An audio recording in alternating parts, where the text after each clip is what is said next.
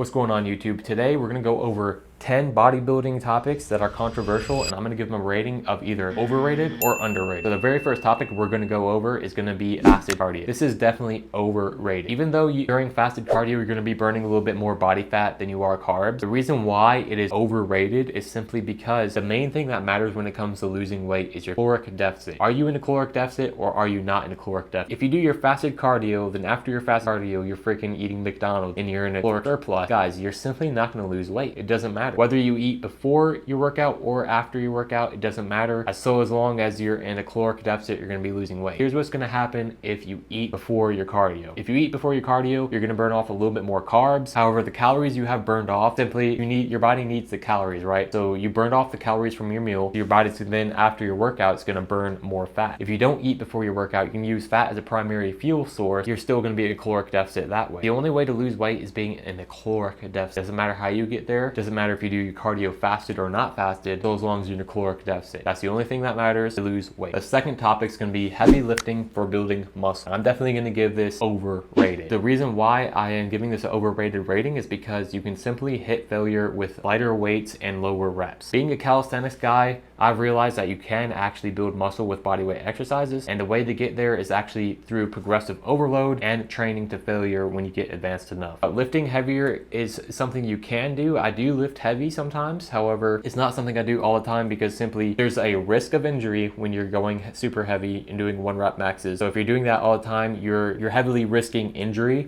You can absolutely build a good physique through just high rep training. See, I got muscle. So it's definitely overrated in terms of muscle building. The third topic is going to be steroids. Do I think steroids are underrated or overrated? They're definitely overrated. Okay, so the reason why I'm giving it an overrated rating is because I simply don't think you need to take steroids. And most people who take steroids, actually you can't tell they're taking steroids, because the primary thing that determines whether you're going to respond well to steroids or even training or anything is your genetics. There are people on steroids that look worse than I do, but they're taking all these steroids and it's not working. The reason why IFBB pros are the way they are is because of their genetics. They have the genetics to respond to the steroids better than you do, and that's why they can build more muscle. Even if they were natural, they'd still have more muscle than you. So really, you just have to focus on your own journey, stay natural, simply because of the health risk associated with taking steroids is simply not worth it. Do you really want to take like years of your life off of you simply to be more jacked than you are now? It doesn't make any sense. So for me, I like being healthy. I like staying natural. Even though some people say I'm super skinny, I definitely need to be on steroids. Guys, I don't care about these comments. I feel good in myself. I know what I've accomplished, and I feel like you should stay natural as well. Unless you have the genetic potential and you want to be an IFBB pro, then that's something you need to make a personal choice within yourself.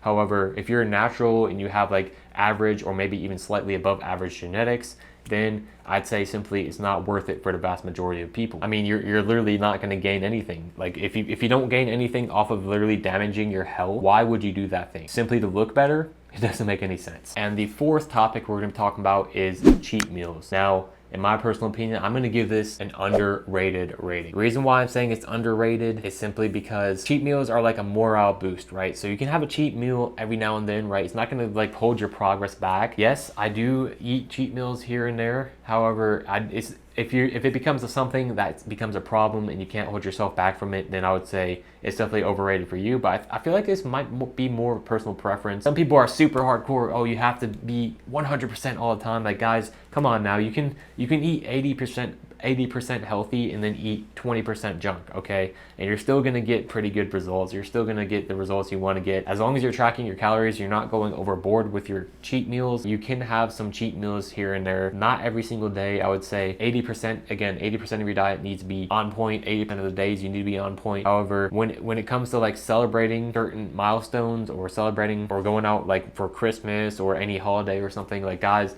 don't be afraid to eat, okay? Don't be afraid to have a little cheat meal here and there. It's not a huge deal. You're not going to lose your ab immediately after you eat the cheat meal, right? So I feel like the cheat meal just helps you keep on track overall, and it gives you a little bit of a morale boost. Yeah, you get to enjoy junk food. Like, who doesn't like junk food every now and then? That's just my personal opinion. Some people might dog on that, say, oh, you're not disciplined. Oh, yeah, guys, don't listen to them. Cheat meal is completely fine as long as you're hitting your goals and as long as you're eating healthy 90 to 80% of the time. And the next topic we're going to talk about is intermittent fasting. I'm going to give this an overrated, simply because being a skinny guy, I used to do intermittent fasting. I listened to certain keto channels who claimed that intermittent fasting would boost your human growth hormone and therefore you're going to boost your muscle growth. This really held me back, okay? In order to build muscle, you have to be in the caloric surplus, whether you get that caloric surplus from your body fat or whether you get it from your diet. Guys, if you're a skinny guy like I was, you're going to have to get it from your diet. And if you're intermittent fasting,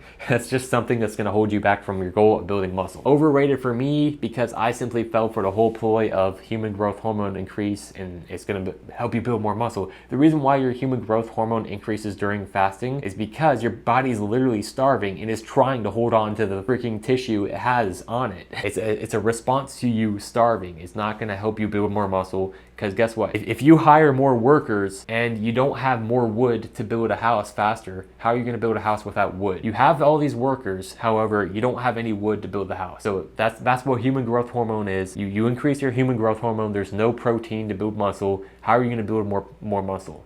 It doesn't make any sense. So intermittent fasting from my perspective there, overrated. However, if you're somebody who's trying to lose fat, I would still say it's overrated. The reason why is because simply the main thing that matters is being in a caloric deficit. And if you're simply starving yourself to get into that caloric deficit, I feel like it's not sustainable. You're not gonna be happy. What I would recommend is eating high volume foods. So foods that are high in volume that you can eat a lot of, like chicken breasts, salads, any fruits and vegetables, you know, that are high in volume but low in calories. You can eat as much watermelon as you want, and guess what? You're not going to get fat off of watermelon. Some people claim that you can get fat off of watermelon and fruits. However, that's a completely different topic. Now, the sixth topic we're going to talk about is functional training. Is functional training overrated or underrated? Functional training is overrated, beyond overrated, okay? Standing on a BOSU ball and doing bicep curls isn't gonna help you build more muscle. I guess from a bodybuilding perspective, yeah, it's overrated. All training is functional. If you're training to build muscle and your primary goal is to build muscle and you're doing these movements to build muscle,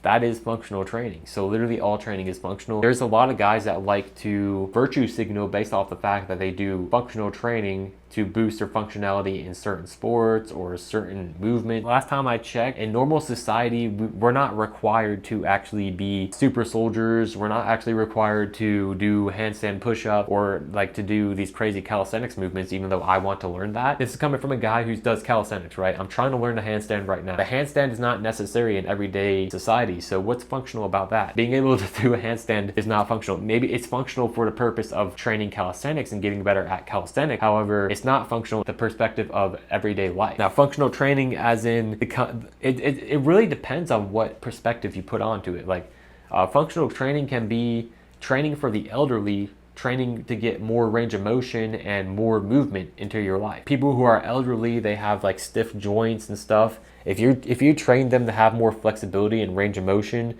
and have more mobility, yeah, man, that's functional training. That is underrated for older people. A lot of older people don't actually work out. However, they can have some benefit from doing that, such as getting more mobility, more flexibility, feeling less pain, stuff like that. So it depends on what perspective you really speak on it, but functional training in the perspective of these people online spouting nonsense about how superior their training is and how they can beat you up because they're doing functional training when it comes to MMA. Your training is functional towards fighting. We get it, bro. You want to be a tough guy. However, all training is functional, and whatever function you want to train for is what you should go for. Don't listen to other people on what training you should be doing. You should be going for what you want to go for. If you live in America, guys, it doesn't matter if you know how to beat me up because I can carry a gun. All right, so the seventh point we're going to talk about is genetic potential. I'm kind of on the fence about this one, man. Like, is it underrated? Is it overrated? I'm not being neutral on this. I mean, genetics, it has a lot to do with how you look. Like, guys, if I flex my bicep right here, if you look at my bicep, there's a gap in between my bicep and my forearm. So maybe you can see a little bit better here on my left arm. There's like a 3-finger gap there.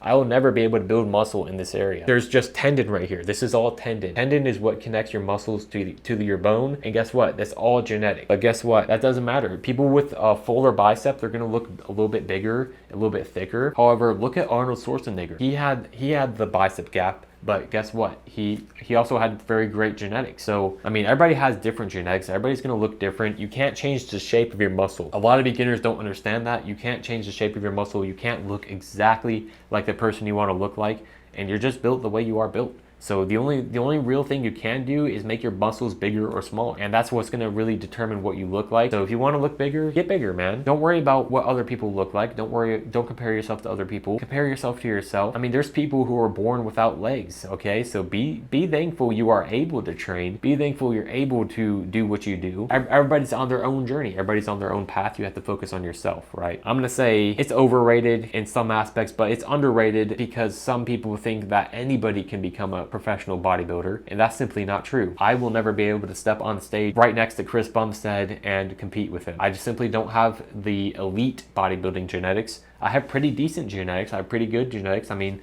look at me. I look pretty good, but I'm never going to be at that level. So you just have to accept and work with what you have, and you're on your own journey, man. Just focus on yourself and don't worry about genetics. Now, the 8th point I have a very strong opinion on, and that is training to failure. It is underrated, very underrated. The reason why I'm saying it's underrated is because most people do not train hard. Most people don't push themselves to that limit. I push myself to that limit almost every single workout. However, some workouts you do have to take a little bit easier because it depends on if you have the strength loss, that's a signal that you should lay off a bit, let your body recover. Most of the time, I'm pushing myself to failure, man, on multiple sets per workout. So if you're a complete beginner, you're going from a sedentary lifestyle to an active lifestyle, you don't need to push your body to failure. It's completely unnecessary. You just need to go through the motions pretty much, and your body will make the changes in the beginning. You're gonna get newbie gains. You're gonna build muscle faster than you ever will. As a beginner, all you need to focus on really is progressive overload and making each workout harder and harder just by a little bit, right? You don't need to make massive jumps. You don't need to train to failure as a complete beginner.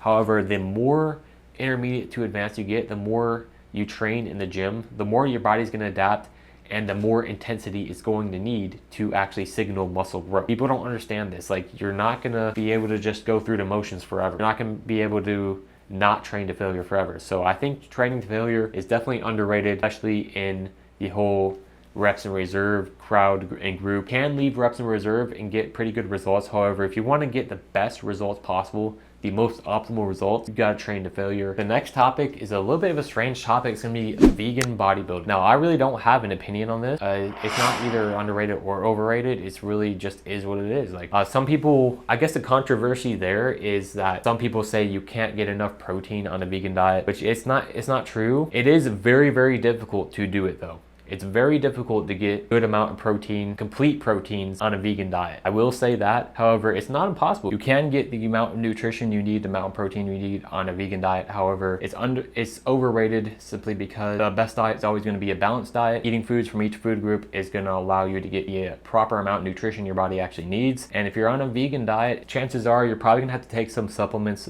because you're missing some nutrients from your diet and missing some minerals from your diet. And people have actually, believe it or not, people have ended up in the hospital from doing the vegan diet wrong. I'm not saying it's impossible to do it. However, it is very, very difficult, and it's a lot easier to just eat a well-balanced diet with foods from each food group. I mean, the same thing can be said for the carnivore diet as well. Now, the 10th point is using bodybuilding coaches. I'm gonna say this is underrated. The simple reason is because I wish I had a bodybuilding coach when I first started. I made many mistakes, such as believing that keto is gonna build more muscle due to that human growth hormone increase, like I was talking about earlier. I did exercises with bad form. I would say a coach is definitely underrated. If you want coaching from me, somebody who has made the mistakes, who has done the studies, I went to school to learn about exercise science and sports medicine, and I'm still studying, still learning. Go ahead and check out my Patreon, link in the description down below, for weekly workouts. I'm not just saying that because I'm trying to sell my Patreon. Genuinely mean it. Having somebody who has the knowledge, especially when we're first beginning, is going to be so valuable for you, and it's going to help you speed up your progress instead of making mistakes such as believing that keto is going to help you build muscle, or making mistakes such as believing you have to do fasted cardio, or you have to do things one certain way, or you can't have any foods you enjoy. Don't make these mistakes. Getting a bodybuilding coach is definitely worth it. However, if you don't have the money to do it, absolutely you can train yourself and you can get the information out there. Subscribe to this channel because I release a lot of free information. You absolutely can learn by yourself, and there are resources out there for you. Hiring a bodybuilding coach, being able to ask them any question at any time is so valuable, so important, and it's going to help you speed up your progress exponentially. Final point I'm going to go over, that is calisthenics for building muscle. I'm going to say that's underrated. Underrated, man. Come on, man. Look at Austin Dunham. Look at Fitness FAQ. I believe his name is Daniel Atlas. Look at all these people who train calisthenics mainly, and they have amazing physiques. I mean, look at myself. I would say I have a pretty decent physique. I mean, if you look at my before picture, what I look like, to compare it to what I look like now, it is amazing, an amazing transformation. I put on like 20 to 30 pounds of muscle, man, literally from just doing body weight exercise. It is insane the amount of progress you can make from just calisthenics. I will say there are some cons to it, such as when you reach a certain point, which I'm not even at that point yet. I'm getting there, getting closer every single day. However, once you get to a certain point where you're doing all these handstand push-ups and pseudo planche push-ups and regular planche push-up, you get to that insane level of strength. The only real way to progress from there is probably adding weight to yourself. However, you can get to a very, very high level with just calisthenics only and just by increasing reps and sets. It is a very great way to train, and if you want to learn more about calisthenics and hybrid calisthenics training, again, subscribe to this channel. We're trying to hit 100K this year.